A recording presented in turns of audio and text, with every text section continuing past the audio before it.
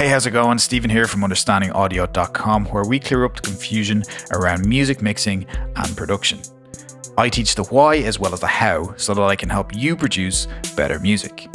Now, this is a slightly new format for me in that I've decided to record some of the information I get across in a podcast style so that you can be doing other things while you're listening to me. If you're new and this is the first time hearing from me, or even if it isn't, welcome, and hit that subscribe button. And anything that I mention in this video that needs quick access will be linked in the description box down below. So let's get going. So the very first topic I'm going to cover is an idea from an article that I originally posted in December 2012. December 12th, 2012 to be exact. And it was posted when I was part of what was called the Wave Street Team. Now that team no longer exists because it's quite a while ago. But the whole idea of the article, the whole idea, the point that I was trying to get across was that you can A/B as you're mixing. So in this podcast, I'm going to explain what I mean by A/B mixing, how to test your mixes, your mixing decisions, and how those tests influence your mixing style and your taste. And I always like to look into areas where the most can be gained by adapting a specific concept or approach into what we do. Sometimes that's in a completely different industry, but can be mirrored or modeled into what we do in music. In the world of advertising and marketing, there are things called split tests. A certain portion of a sample size or test group will be shown option A, and the other test group will be shown option B. So the most simple way of thinking of that is a headline on a news website or a headline on any email or article that you read, the subject line of any article that you read in your email inbox. Now these split tests and these A/B tests can test the whole subject line or just a word, taking something in and out to see what is the most effective and what is the most appropriate. And in mixing, I think that style of experimentation and testing is paramount to success. To develop an individual and successful mixing style, it's important that we test the responses of both our clients and the audience. Our clients might be technically aware and able to supply us with a specific brief and feedback, but the general public won't know if a vocal is sounding flat or the reverb is too wet. They'll just know it sounds off. So it's really important to think like the listener, not only during the songwriting process, but also while we're mixing. Testing and changing variables in the mix will help to keep your ideas fresh, challenge your ears, and most importantly, improve your skills. I'll say this time and time again, but there's no right or wrong way to mix. There's no set formula. Just don't think that by using all the effects and plugins your DAW and computer can handle, that your mix will instantly sound great. It's incredibly important to be different and original, but use common sense. If you're mixing a song, find what you love about it and what really makes it stand out. That could be a bass guitar groove or a prominent vocal melody. If the intended purpose of the track you're mixing is mainstream success, you need to maintain the power and the clarity of all the hooks. Otherwise, you'll lose the feeling and the emotion of the song. Your clients will hate you and people will start throwing things at you in the street. All right, okay, those last two are very exaggerated, but you know what I mean. If you're creative, artistic, and passionate about what you're doing, it'll always shine through to the listener. So anytime you hear something you like in a commercial track, test yourself to see if you can identify what's been done to achieve that sound. Then try to replicate it in one of your own sessions. If, for example, you're looking for the sound of a sidechained club anthem and you're in need of a reference, why not throw a David Guetta track into the session to see if you're going about it the right way? And I'll talk a little bit more about referencing later because I think that's really important. You also want to be constantly asking yourself whether you're happy with the mix at each juncture. Like when you're finished mixing all of your drums, you're finished adding vocal effects. Don't go crazy with this, but you might want to ask questions like, am I happy with the high end of this track? Does the singer sound too distant? Is my kick lacking definition? Your reference set should include songs with examples of all these things done the way you like it so that you can compare and contrast. If you don't yet have a reference set or you don't know what I'm talking about, don't worry about that. I'm going to talk about reference mixes later. And I'm going to give you something to help you. So hang on to the end and that will be all yours. Now, I've already said there's no right or wrong way to mix, but I do believe we should be testing things. That's the whole point of this. So to test things, you have to try new things, and you can't be afraid of the results, or you can't be afraid of making mistakes. There'll always be someone who has achieved what you're trying to do in some shape or form. That doesn't necessarily mean that they directly set out to achieve that sound. Quite often, sounds can be created as a result of crazy experimentation and testing. So trust your ears and don't be afraid to make mistakes. Fear is an extremely limiting factor, especially when there are no clear guidelines. It's amazing that people can also fear success. Test everything, try out different things and see what works. Even top performers can make mistakes. We all fail at some point, and failure actually creates success in the long run. What you'd never think is that these mistakes and failures can often work out for the better. And now in this original article, I included a screenshot of a tweet from a fellow Wave Street team member, which I mentioned no longer exists. And he was a producer who said he had accidentally sidechained a synth through GTR and an API compressor because of a bus error. And he said it was dope as hell. So this is a guy with millions of worldwide record sales to his credit, and he made a mistake, but created something really cool. So that's A/B testing and experimentation on a macro level. Thinking about the whole picture, thinking about the whole song or the whole mix. But you also want to do this on a micro level as well. I've discussed the importance of critically listening to songs and figuring out what it is you like about a track. Now it's time to look at things in more detail and point you in the right direction to improve your own mixes by building on some techniques that have made other tracks sound great. We'll begin with some simple tips that you might not have tried. So let's say you want to make a vocal sit better in the mix. A common approach would be to boost between 1 and 3 kilohertz to add presence and intelligibility. And for the most part, I'd agree with that. But you have to ask yourself why you're doing that. There might already be a lot of presence and intelligibility between the 1 and 3 kilohertz range. Perhaps there are other frequencies on the fringe that are conflicting or masking the frequencies that you're trying to make stand out. So if the mix calls for it, why not try cutting at 600 hertz and 2K to emphasize 1K and add that sense of presence to the mix? So what I'm saying is what you're looking for might already be there. You don't always have to add. Sometimes it's about reducing it. And if you don't get that immediate feedback, you can test it and A/B it. On one hand, you can add between that 1 and 3 kilohertz range. And on the other hand, you can reduce certain frequencies that might be conflicting with what you're trying to achieve. Another EQ tip that you can test is to cut before compression and then boost post-compression to add in the lost frequencies. Now, this could be done to balance the low end with a fat kick drum sample dominating the 60 to 80 hertz range. There could be huge conflict in the low end between a kick drum that you've recorded, a kick sample, and a bass guitar or bass synth. And now, if you remember that every frequency that hits the makeup gain of your compressor is going to get boosted, it would make sense to make those cuts before that boost happens. Otherwise, you're then chasing your tail post-compression. And again, that's something you can try out. I think it's important to point out at this stage that I learned both those tricks by listening to the all-knowledgeable Dave Pensato, and they made a world of difference to my mixes. So thanks very much, Dave Pensato. Again, this was originally written back in 2012, and I was obsessed with Pensato's place at that time, and I was absolutely obsessed with what I saw Dave doing, and just felt like it was like looking at a magician at work.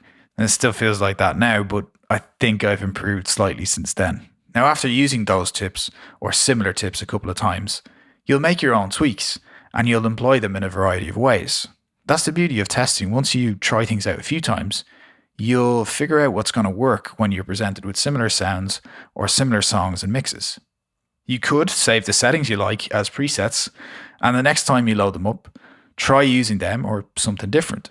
A very important point here about presets is that the last thing you should do is just go through the motions when you're mixing. You're going to learn so very little by taking a cookie cutter approach to every mix And to be honest, it's going to sound terrible anyway.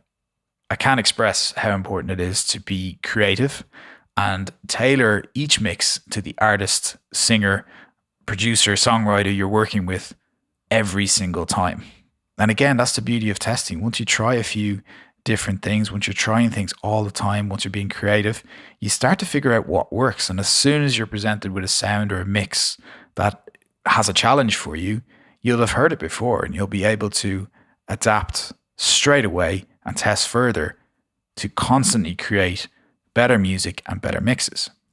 Now, the next thing I want to talk about is the ease at which you can do this with the various plugin providers out there. There are a lot of plugin providers that will allow you to A/B test within the plugin. So if you pull up an EQ, you'll be able to hit A or B and test which one you prefer. If you load a preset in the setup B position, that won't affect the preset that's loaded in the setup A position and vice versa.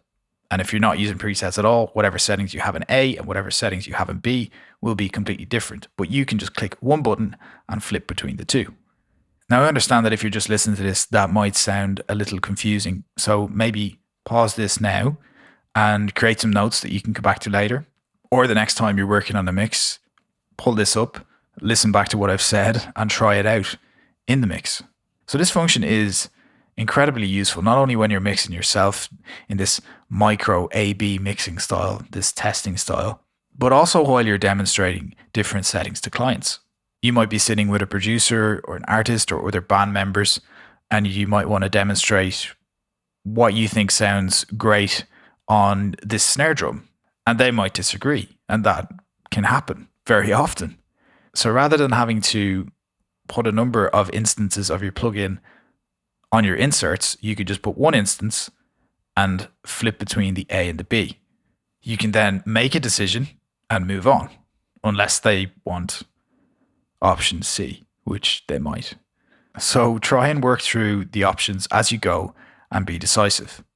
You might only be testing and changing one variable, but it can have a fundamental difference on the overall mix and the quality of the finished track. Now, again, at the time I wrote this in 2012, a great video had been produced that featured multi-Grammy award-winning mixing engineer lord-alge. He put his own stamp and his own mix on the 2012 CLA song competition. And he took the original mix and then showed what he did to take it to CLA levels of crazy mixing engineer genius. Luckily, through the power of the internet and modern technology, that video still exists, and I'll put it in the description box down below. I think that macro A/B comparison between the two mixes is really invaluable. He then goes on to talk specifically about certain techniques, which is micro mixing, that helped add to the mix and create the polished sound we hear. Now, the groove, the production on the track, the high level of musicianship and all that stuff makes it easy to see why CLA picked it as the winner of the competition. And the original mix was actually really good, but it's so impressive to see what can be achieved when it's remixed by one of the greats, and he can hear those things that he would test and change to take it to that next level and bring it up into the stratosphere. Now, I do recommend that you go and check out that video so you know what I'm talking about. But the three things that stood out for me as a result of his testing and changing and his macro A/B and micro A/B approach were the sense of space created by his use of the stereo field, the greater emotional connection to the song that's created by the clarity of the vocals, and with all CLA mixes, the power of the drums. It helps to enhance an already bright sound. So I hope it's clear to you from what I'm saying that testing is fundamentally important to creating great mixes from the very, very beginner level all the way up to Grammy award-winning mixers like lord-alge, Dave Pensato, Manny Marchi, and all these greats. If you just have a one-size-fits-all approach to mixing, you're not going to get very far. And you might be thinking, well, I just mix one genre. I can take the same approach to every single mix with every single track that I work on because I just mix German folk music. That was a random example. But let's say you're doing that. Or let's say your style is that on every single kick drum in every mix, you boost 5 dB at 100 hertz and you cut 6 dB at 300, regardless of what the kick drum sounds like. That's not going to work. But if you're the type of mixer that opens up your tracks, listens to what's in front of you, and tests certain sounds to see what's going to work best, the more you do that, the better you're going to get very, very quickly. You'll also develop an individual and successful mixing style that will attract more clients, or if you're not after clients, more people to work with, and it will sound a lot better to your audience. If you're the 100 hertz booster, 300 hertz cutter, and you do that every single mix, and that's just how you do things, that is not an individual mixing style, because your results are going to vary every single time. And your mixes just aren't going to sound that good if you apply the same settings every single time. It's just not how it works.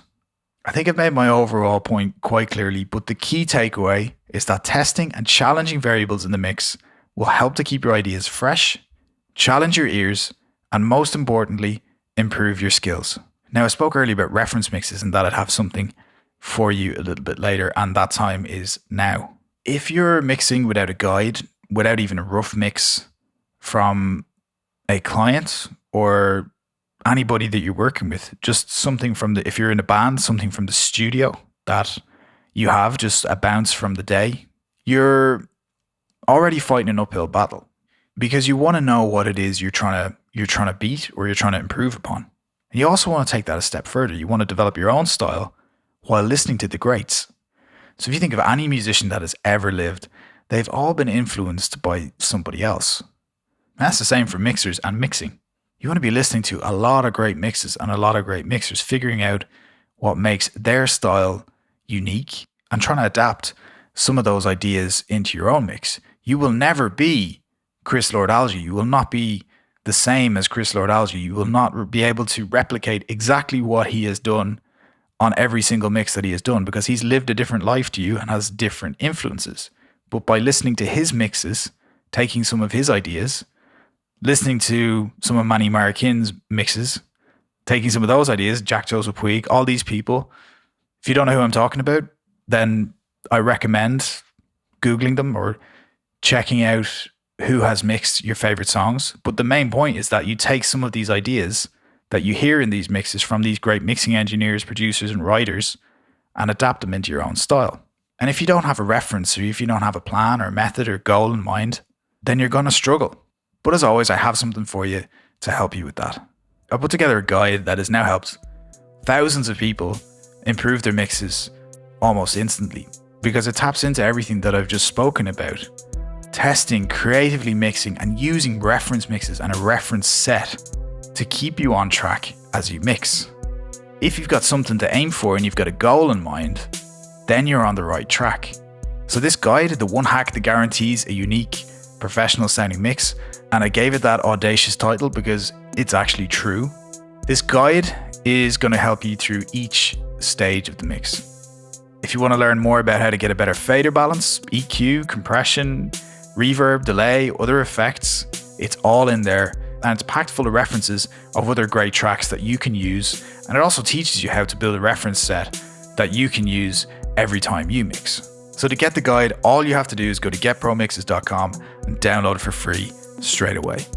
I've had a lot of people tell me I should be charging for this based on the results that they've achieved, but I will never charge for this. It's totally free. I think it's going to make a huge difference to your mixes, so get it right now. Now, if you enjoy this, let me know. Hit that like button down below, leave a comment, let me know what you think. And if you're not already subscribed, hit the subscribe button. I'll be back with another video or podcast very soon. And in the meantime, have fun making great music.